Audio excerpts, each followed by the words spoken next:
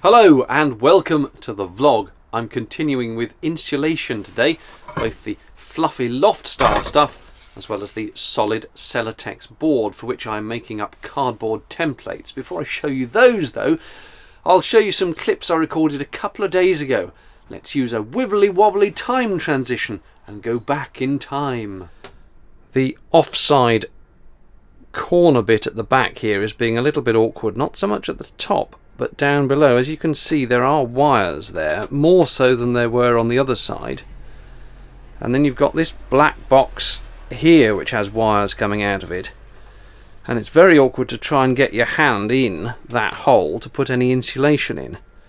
So what I've done is I've taken to cutting up little tiny squares of insulation, and I'm dropping them in from the top or pushing them in that hole just underneath there and letting them fall down like confetti into the space below, and that is gently filling it up with insulation.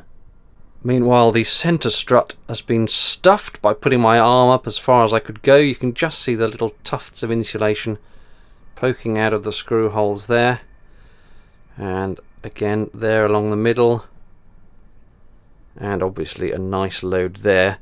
Again, there is a door opening switch, or at least it's a switch that detects if the sliding door is open, just inside there, so I've simply had to be careful as I stuff the insulation in. We'll find out later whether I have been careful enough when I turn the ignition on, and try to work around both the switch and the cable which goes all the way back up that pillar.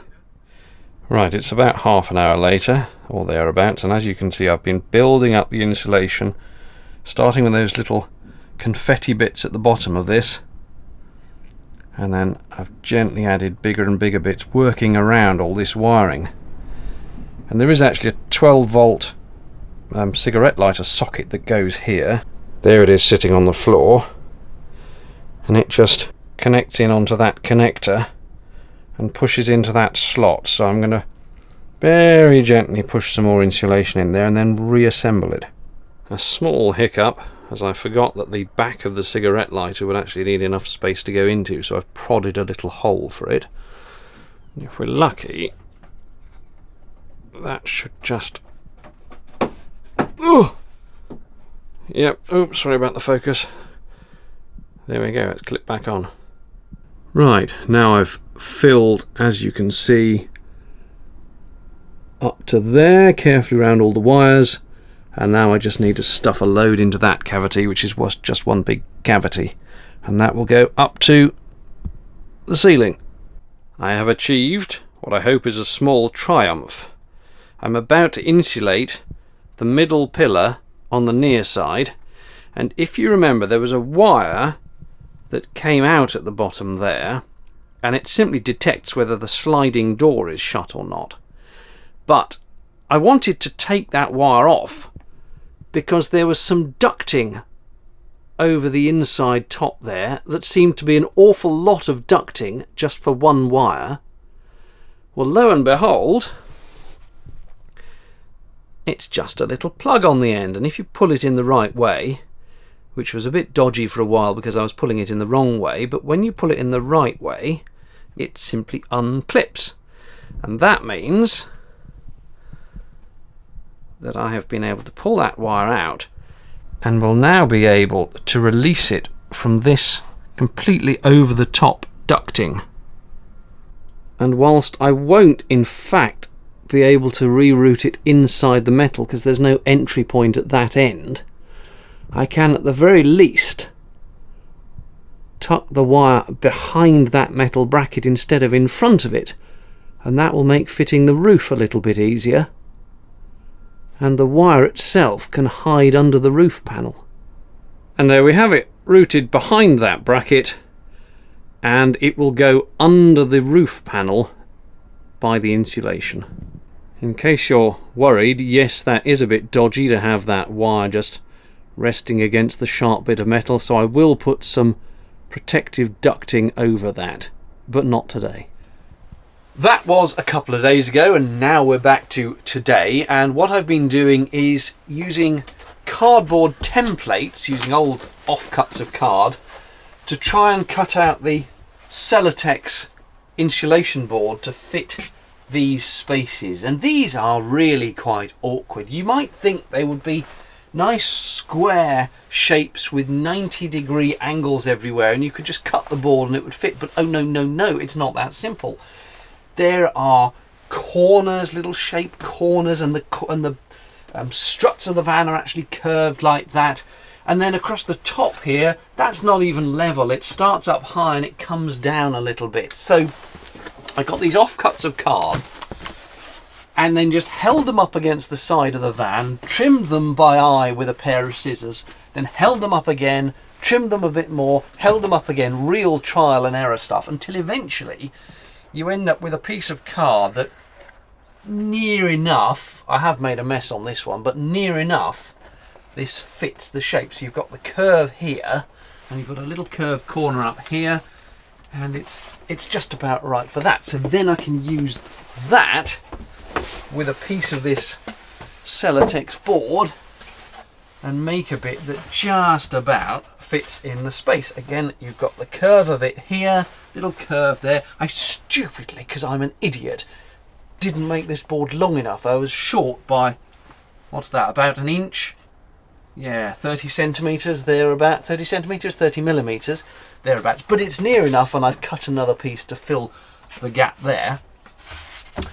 And as it turns out, there is sufficient depth in the walls of the upper part of the van that I can have more than one 25mm / 1 inch Celotex board. So I then cut out another one. I just used the same template but went a bit bigger on it, and that board will then sit on top, giving me a total of 50mm, 2 inches of Celotex at these top bits here, and that's quite a decent amount of insulation.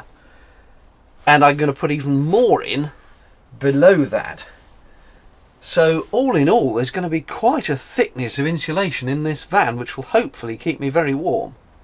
Trying to fill this lower section with Celotex is both easy and awkward at the same time. It's easy in the sense that you've got lots of depth and quite a lot of space to play with, but it's awkward because, again, you've got little bits sticking out. You've got this curve round here, another curve over here. It's really quite awkward.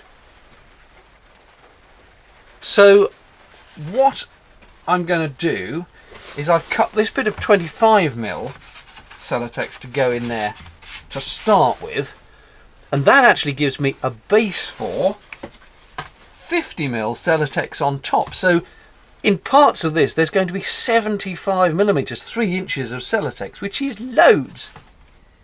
And it doesn't matter that this bit doesn't quite come to the end. I might stick another bit there because the 50mm board is going to fill this space. It's probably easier if I show you what I've been doing. And that is making up cardboard templates, trial and error again, but trying to make them fit the space, and then I can hold that template up against the 50mm board and hopefully cut it perfectly to shape. I say hopefully because the first attempt on the other side was a disaster. This was my first failed attempt to put a piece in on that side, and although it sort of looks like I've cut it to shape, I had to put a little extra triangular bit in here because I'd messed up the shape of this curve. I had to put padding in here and extra bits under here because I'd messed up this curve. And then under here there's supposed to be a bit that comes down, and I ended up using a load of offcuts. It all fitted the space, but by golly it was ugly, and I couldn't live with knowing it was like that. So I took this out and used this and the offcuts and all the little spacers to then make a bigger, better, more accurate template in a completely brand new bit of board, and that one fits in much better, I'm pleased to say. Still not perfect, but much better.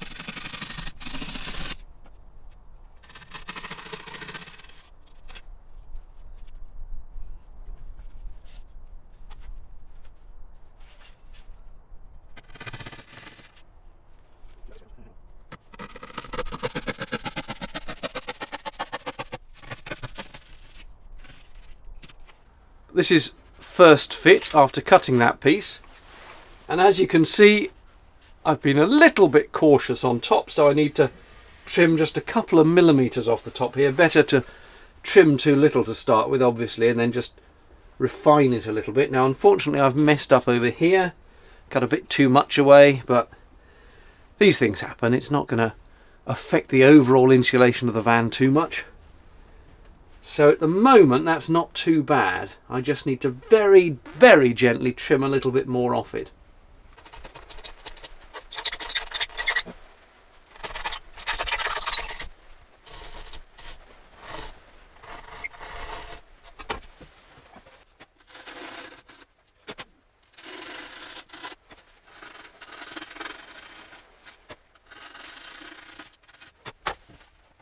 That is just a few of the shavings, very, very, very gently scraped off the board piece by piece. But I have to say I'm pretty pleased with that. That's got the 25mm board underneath, and that's just sitting where it needs to be, with space for the ply sheet to go over the top. So I'm really quite pleased with that.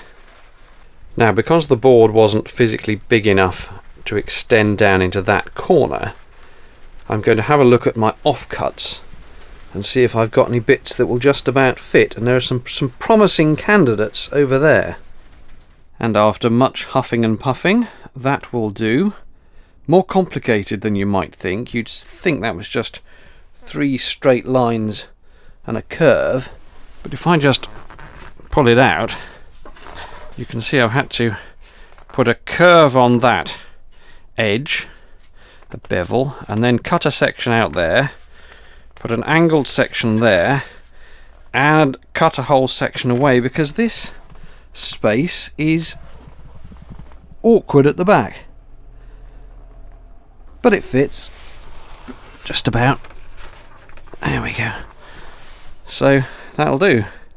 By the way, let me show you these little battery operated lights I got. 2 for a tenner from B&Q, and they've got little magnets on the handle, so they just stick anywhere in the van, and you can rotate the light bit so it can point down at things, and it can either be a little square of light like that, or there's a torch beam in the front, and you can really see what you're doing with them. And if you're wondering why I don't just open the doors to let the daylight in, it's because it's chucking it with rain, or at least it has been. It's stopped now, but it's on and off, and loads of rain was getting in, so I've had to shut all the van up. So these little lights are quite good, and also for looking inside some of the inaccessible nooks and crannies. Now, while I'm showing you this door, you can see that my attention has turned to the sliding doors, and in near where the mechanism is, I've stuffed some of the loft insulation, and then right down at the bottom I've stuffed a 25mm bit of Celotex, because the door is, surprise surprise, awkwardly shaped down there. And now what I'm going to do is cut a mixture of the loft insulation and Celotex sheet squares and offcuts to fit along there and in there. And again, there's little metal wiggly bits, and I think there's some metal wiggly bits and door mechanism there, all of which have to be quite carefully avoided so they don't foul the mechanism. But once I've done that, that is all the insulation cut, and then I just need to stick it. Now, you might not think by looking at it that that door is done, because quite clearly it isn't. However, I have cut all the Celotex sheeting that's going to go into it. There's a couple of pieces down there, and you can just see some of the loft insulation in the corners. Now that's round, lots of little tight wiggly bits that would be a nightmare, I mean well nigh impossible to cut the Celotex for, so I'm stuffing them with the loft insulation. And there's some loft insulation there which I'm going to use on that middle strip, because there's a wire, something to do with the door mechanism that comes along there, so if ever I need to get access to that, it's going to be easier to have just loft insulation stuffed onto that rather than sticking Celotex sheets on top of it. So I'm putting the sheets in where I can, but then filling with the loft insulation. So there's loft insulation, I don't think you can see it, but up there round the door mechanism and slightly up into the door, but I couldn't get very much up there because of the door handle. You can just see through those screw holes though that I have put insulation behind there. There's none in that gap behind that sheet at the moment. That Celotex panel is going to be the last piece that goes into this door. So what I'll do now is stick everything down. Well, not now, but when it comes to it, all the Celotex can now be stuck in, and then any remaining gaps I will fill afterwards with the loft insulation. So the door is done in the sense that I've cut all the Celotex I can for it. Sorry, that was a bit of a long-winded explanation, wasn't it? I've cut as much Celotex for the door as I can. Once I've stuck it in, I will then fill round it with loft insulation. That was the quicker explanation. Over on the other side, I really am using up all the odds and ends of Celotex, as you can see from these bits in the middle. But I've cut that one at the bottom to shape. More loft insulation squished at the ends, and there will be more loft insulation along here. Again, it's covering a wire, so that if ever I need to get to the wire, I can just pull the loft insulation out. I'm just going to try and cut a final bit of Celotex for that hole and squish loft insulation up behind here. There's this metal plate here. Remember the one that was rattling? So you have to get your hand up sort of round here and squish the insulation in, but I will have a go at that. And then I'm ready for the grand install of all the insulation, which is going to involve a lot of sticky mess. Some time has elapsed. My tummy is rumbling. It's time for lunch. However, I have finished stuffing the door with insulation and cutting offcuts of Celotex. So that is pretty much done as well. That is all the insulation cut and ready to be stuck in.